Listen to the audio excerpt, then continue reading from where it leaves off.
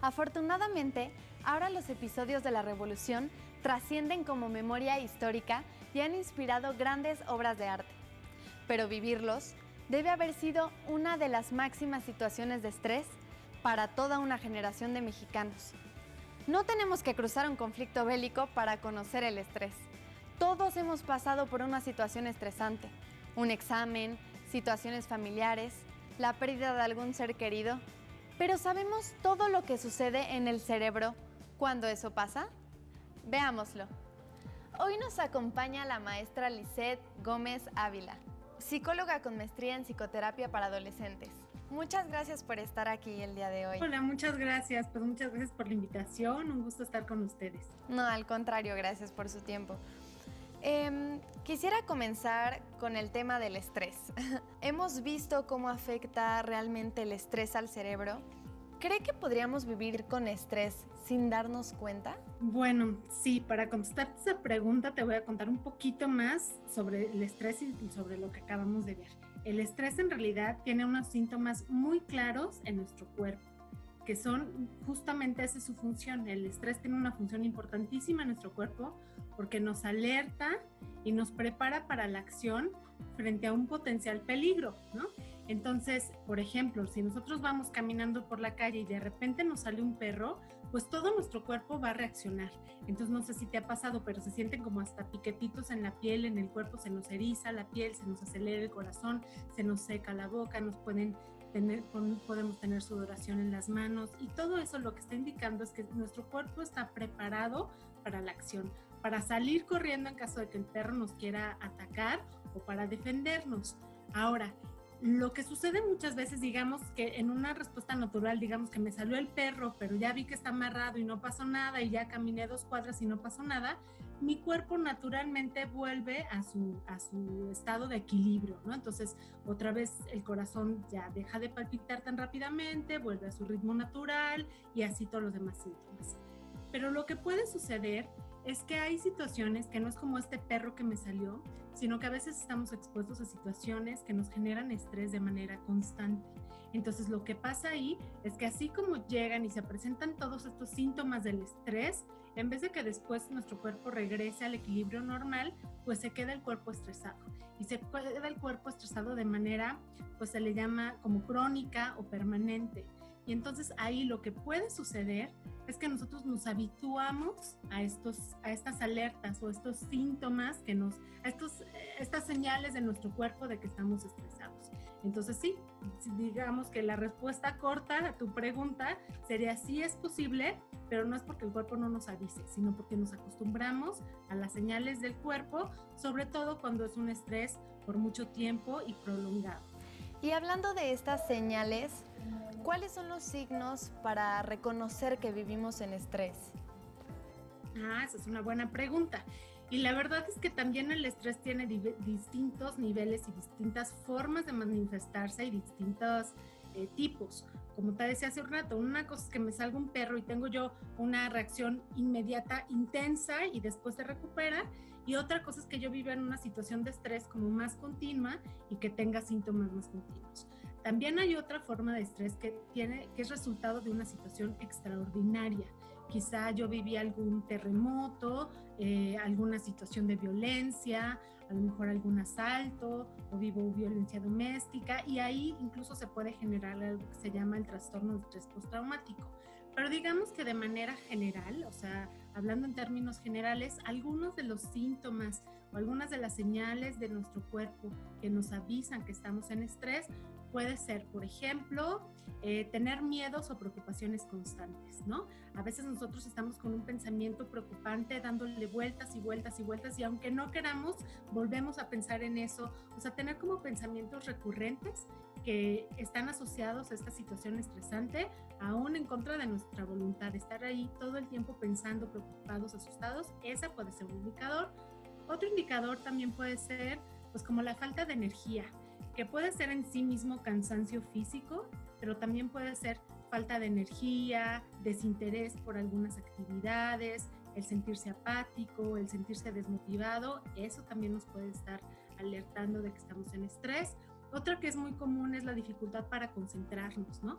Nosotros quizá tenemos dificultad para poner atención en algo, para aprender, para recordar, para concentrarnos. Eso también nos puede estar hablando de una situación de estrés.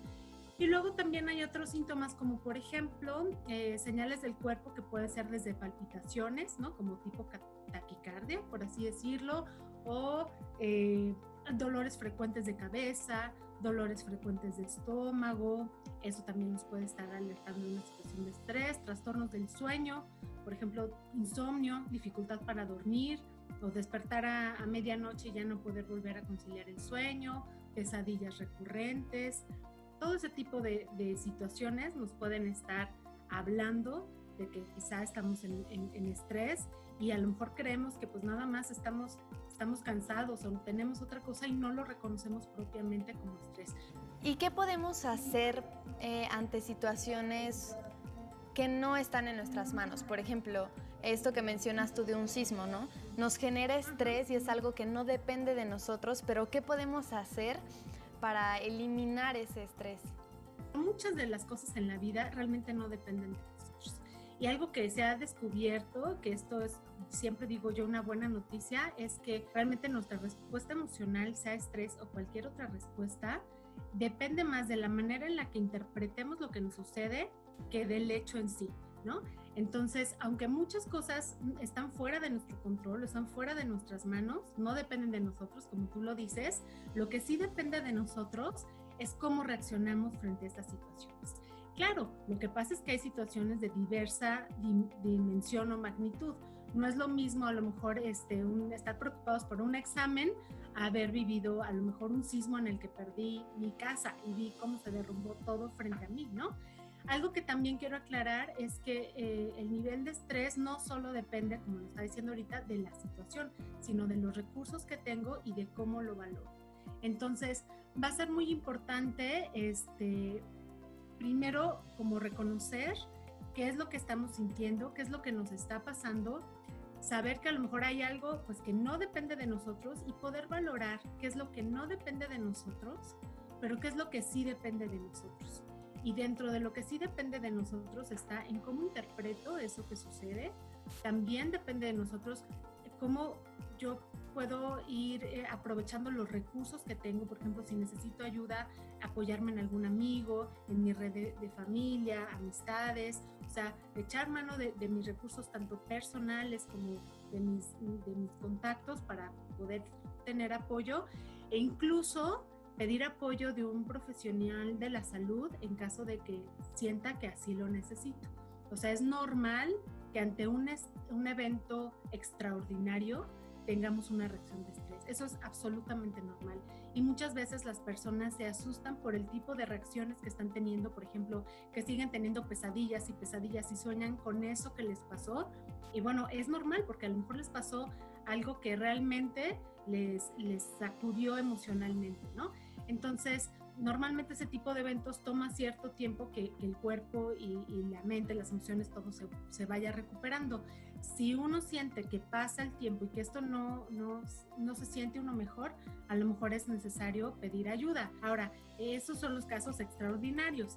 Digamos que en la mayoría de las personas, pues muchas veces de lo que se trata es distinguir qué es lo que no depende de nosotros, concentrarnos en lo que sí depende de nosotros y poner mucha atención en cómo estoy interpretando eso que me sucede para poder pues interpretarlo de una manera que me sea lo más fácil posible pasar por ahí y tomar en cuenta que hay situaciones extraordinarias en las que a lo mejor sí necesitamos un apoyo de alguien más por la dimensión de lo que vivimos. Creo que esto que menciono es muy importante rescatar, esto de hacernos responsables de nuestras emociones, ¿no? Creo que es muy cierto lo que dice de que se genera algún estrés, pero lo que pasa con ese estrés, las consecuencias ya dependen de nosotros. ¿Y usted tendrá algún ejercicio mental que puede brindarnos para eliminar el estrés?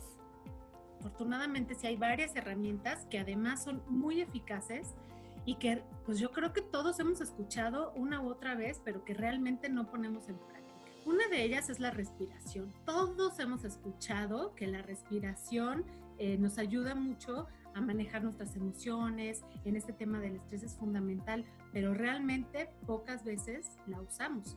Y lo que yo he descubierto es que utilizándola descubrimos la gran eficacia que tiene. O sea, por ejemplo, la respiración es súper eficaz para atender el estrés, ¿no? Entonces yo siempre recomiendo, si nos podemos dar un momento en nuestro día, en la mañana, en la noche, el momento que cada quien le acomode, y podernos dar un momento para estar en contacto con nosotros mismos, poner atención a nuestra respiración y dejar que la respiración, nuestra propia respiración, nos vaya guiando en este escaneo de cómo estamos, y que la misma respiración sea un instrumento para llegar a la tranquilidad, a la calma. Es un ejercicio súper efectivo, que no cuesta nada, que no toma mucho tiempo, que no requiere ningún tipo de material ni accesorio extra, que todos tenemos a la mano, que podemos hacer en cualquier lugar, y ese es súper efectivo. Lo que pasa es que hay que hacerlo. Si nosotros nada más escuchamos que la respiración ayuda, pues eso no nos va a ayudar. Tenemos que hacer el ejercicio con nuestra propia respiración, y es súper efectivo. Otra de las cosas que funcionan muy bien es el ejercicio. Hacer ejercicio también nos libera otro tipo de neurotransmisores, endorfinas, nos ayuda mucho también a liberar el estrés y a reducir el cortisol y todo esto que ustedes ya saben. Entonces el ejercicio es de mucha ayuda, y en general el resto de nuestros hábitos, desde lo que comemos, ¿eh? Hay veces que si no estamos comiendo alimentos nutritivos, pues nuestro cuerpo también se va desgastando, se va cansando, se va estresando. Entonces comer alimentos frescos, nutritivos, evitar estimulantes, ¿no? Si estamos estresados, pues evitamos darle más azúcar, cafeína, alimentos muy condimentados o muy picantes a nuestro cuerpo. Eso también ayuda. Hacer alguna actividad relajante, caminar, leer, estar en contacto con la naturaleza. A veces estamos en ciudades y creemos que es complicado, pero a veces desde salir y andar buscando y ver un amanecer, un atardecer, o asomarnos a ver la luna o oler la lluvia, todo eso nos ayuda muchísimo a tener una vida pues con menos estrés, ¿no?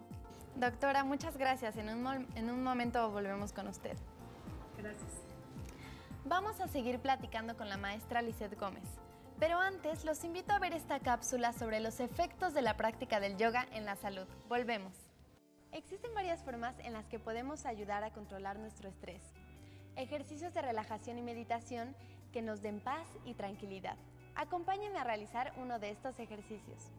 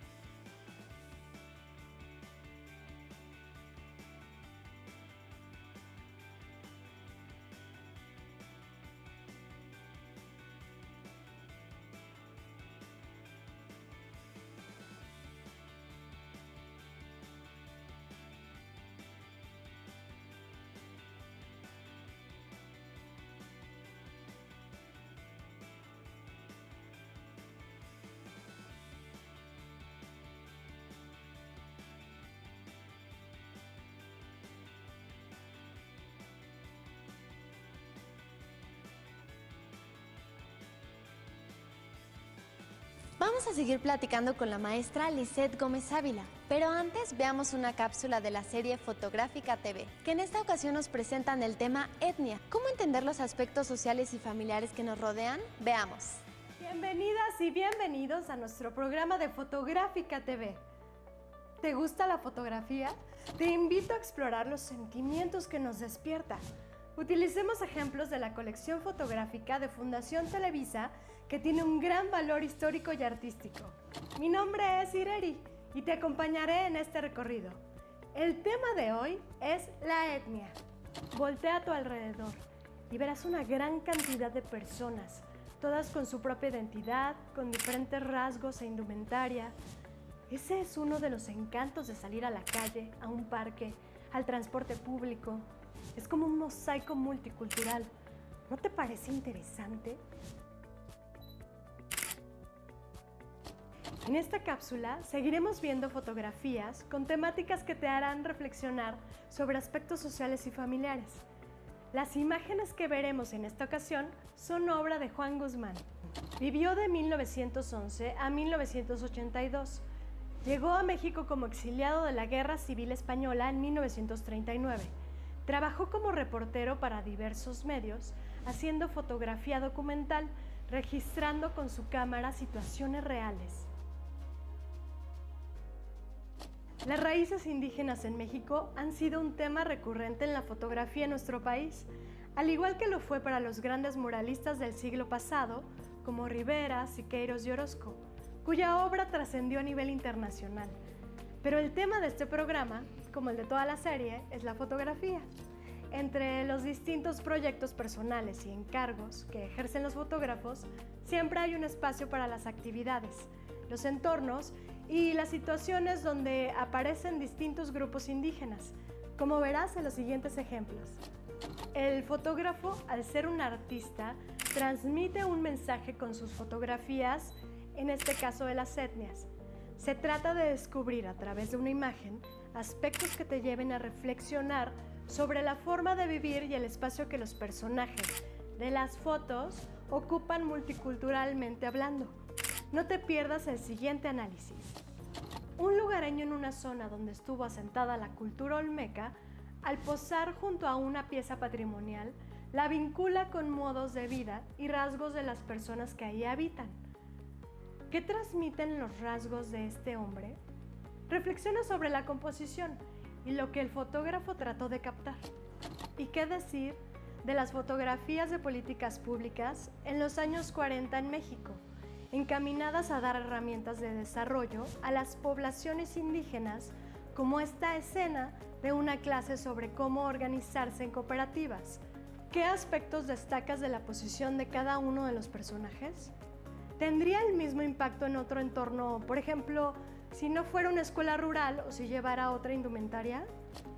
Mira esta imagen de la campaña presidencial de Miguel Alemán Valdés. ¿Qué te transmite específicamente la mujer que carga a su hijo justo al lado del cartel del candidato? Reflexiona sobre ello. Aquí puedes observar rituales y prácticas artísticas indígenas, como los arcos florales durante una reunión política internacional con lemas de organizaciones oficiales campesinas en el México de la década de 1940. ¿Cómo se complementan las imágenes de los hombres indígenas que se acercan a la cámara con las de los hombres de traje que se alejan? ¿Observaste ese detalle? ¿Sería parte de la intención del autor? Y la educación de los niños indígenas, como esta escena en un aula escolar. Mira atentamente todos los elementos, pues sobre esta fotografía habrá un análisis más adelante. No pierdas detalle. Las fotografías que viste en esta ocasión se relacionan por la carga de belleza que transmite el elemento indígena, en aspectos como la postura que adquieren, además de su indumentaria. Quizá pudiste reflexionar que comparten no solamente lazos lingüísticos y culturales, sino sociales que son parte de su comunidad. Para que puedas reflexionar y asimilar el tema de las etnias, observa la foto de 1961 del alumno Tzotzil con su libro de texto en la mano. ¿Qué está pasando en la fotografía? Imagina que entras al lugar de la foto. Debe ser un ejercicio individual, así que ¿estás solo? ¿Acompañado? ¿Cómo estás vestido? ¿Qué ves? ¿Qué escuchas? ¿Hay mucha gente? ¿Qué hacen? ¿A qué huele? ¿Qué coincidencias y diferencias podría haber entre estas condiciones donde tú estás? ¿Qué forma parte de tu realidad cotidiana? ¿El lugar y la situación de la fotografía? ¿Sabías que los tzotziles son un grupo cultural que viven en el área llamada Los Altos en Chiapas? Aunque en los últimos años se han trasladado a zonas de clima más caliente en esa entidad. Por cierto, su lengua pertenece a la familia maya. Debes saber que el fotógrafo Juan Guzmán trató temas como paisaje, arqueología, arquitectura, festividades y vida social, política y cultural de México. El libro de texto en la imagen indica bilingüismo o manejo simultáneo del español y la variante de tzotzil de cada muchacho en el salón de clases, de acuerdo a su comunidad. La educación escolarizada en primarias y telesecundarias fue establecida en 1940, por lo que en ese entonces era el Instituto Nacional Indigenista, hoy Instituto Nacional de Pueblos Indígenas. Es tu turno. Necesitas hojas blancas de papel, lápiz o pluma y un familiar que te ayude a realizar esta actividad. Imagina que te encuentras frente a frente con el muchacho de la fotografía y que inicias una conversación con él. ¿Qué te dice? ¿Qué le dices? ¿Qué temas surgen de esta conversación? Escribe tus ideas en forma de guión en una hoja de papel. Incluye ideas de las diferencias y coincidencias entre el modo de vida de este joven y el tuyo. También puedes ilustrarlo. Comparte tu historia en redes sociales, en Twitter, Instagram y Facebook. No olvides usar los hashtags FotográficaMX y Mi Entorno en una Foto. ¡Qué gusto que nos acompañaste nuevamente en Fotográfica TV! Espero que haya sido de tu agrado e interés. No olvides estar con nosotros en la próxima emisión. ¡Hasta pronto! En el arte como en la arquitectura, gracias a técnicas y herramientas, es posible restaurar piezas y obras valiosas para conservar en buen estado.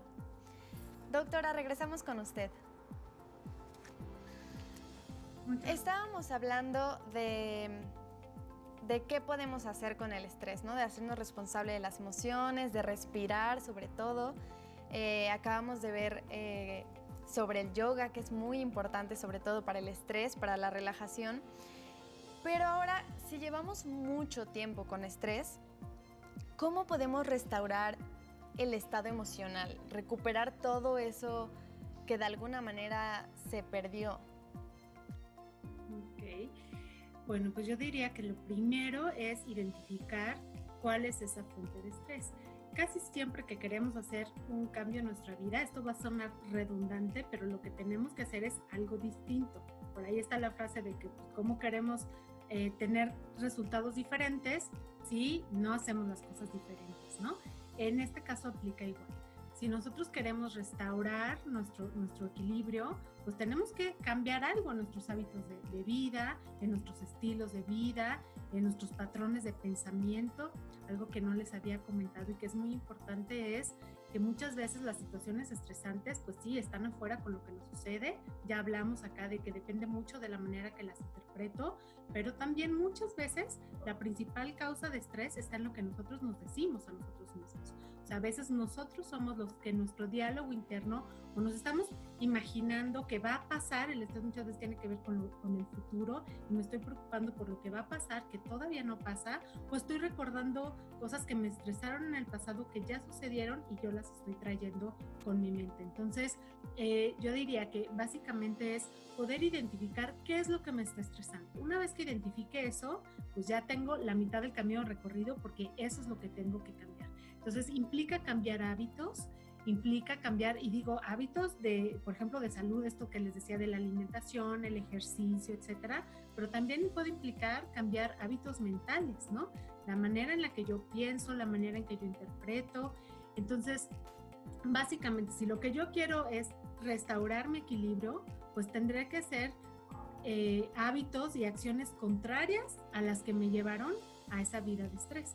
Entonces, si yo no me estoy dando tiempo para descansar, pues voy a tener que darme tiempo para descansar. Entonces, básicamente tiene que ver con eso, en poder integrar a nuestra vida hábitos de adecuado descanso, de adecuada alimentación, de ejercicio, de realizar actividades tranquilas, de cuidar muchísimo lo que nos decimos. Eso es importantísimo. Ayuda mucho tener una relación constante con nuestras emociones, saber cómo me estoy sintiendo, reconocer estas señales de mi cuerpo, que a veces estamos tan habituados que ya no nos damos cuenta que nos duele la cabeza, que nos duele el estómago, que estamos estresados, que estamos preocupados. Entonces, tener esta relación cercana, poder aprender a relacionarnos con nosotros mismos, a escucharnos y atendernos, esa diría yo que es una como de las mejores recomendaciones. Y vuelvo a recalcar que también está el caso de una situación extraordinaria en donde es normal tener estas reacciones de estrés y que a lo mejor es necesario pues pedir ayuda de un profesional en la salud. Y sobre todo dirigiéndonos hacia nuestros jóvenes, que aparte estamos viviendo una situación complicada en la que el estrés aumentó y pues no es lo mismo estar de manera presencial con la gente, recibir un poco la tierra también de las personas. ¿Qué le diría usted a todos esos jóvenes que ahorita se encuentran en una situación de estrés, que igual es una situación extraordinaria, pero para que no pierdan esa motivación y de alguna manera ese estado mental que para ser tan jóvenes debería seguir conservado, ¿no? Pues creo que lo primero que les diré es que es normal que estemos estresados. O sea, realmente estamos viviendo una situación muy complicada todos y que entonces que es normal que tengamos estrés, ¿no? Ahora, frente a esto, ¿qué podemos hacer para ayudarnos? Pues yo diría, si ya la situación de por sí es estresante, busquemos las acciones o las situaciones o los hábitos que nos ayuden a contrarrestar este estrés. Entonces, por ejemplo, el ejercicio, pues a lo mejor podemos hacer algo en casa, ¿no? A lo mejor ahorita estamos desmotivados, aburridos en casa y bueno, pues podemos integrar una rutina. Ahora además, con todas estas tecnologías hay muchísimas opciones de videos, o sea, es facilísimo poder hacer una rutina en casa. Entonces yo diría cosas como esas que las podamos integrar, porque de repente es muy fácil como dejarnos llevar por ese malestar y no nos damos cuenta que en realidad sí hay cosas que podemos hacer para sentirnos mejor. Entonces, si hay alguna situación que podemos cambiar, a lo mejor en nuestro ambiente familiar, a lo mejor estamos todos irritables, irritados, entonces, bueno, ¿de qué manera me puedo llevar mejor con los que estoy conviviendo? A lo mejor estoy viviendo una situación complicada, bueno, pues ¿en dónde puedo buscar ayuda? Actualmente hay teléfonos, hay muchos lugares en donde podemos buscar ayuda, y si no es algo así, pues podemos tener también muchos recursos que podemos echar mano. Ya les decía yo la respiración, ya les decía yo los hábitos saludables, acabamos de ver esto del yoga. Sí hay varias cosas, yo lo que diría es busquen aquellas estrategias y acciones que les ayuden pues a estar mejor. Maestra, pues muchas gracias por brindarnos este espacio. Sus consejos fueron de mucha ayuda, sobre todo en este tiempo en el que el estrés es lo principal que estamos viviendo. Le agradecemos mucho su tiempo. ¿Qué estrategias te funcionan a ti contra el estrés? ¿Cuáles te gustarían poner en práctica? Cuéntanos en nuestras redes sociales. Aquí están nuestras direcciones de Twitter, Facebook e Instagram. Recuerda que este espacio lo construimos juntos y tus opiniones nos interesan.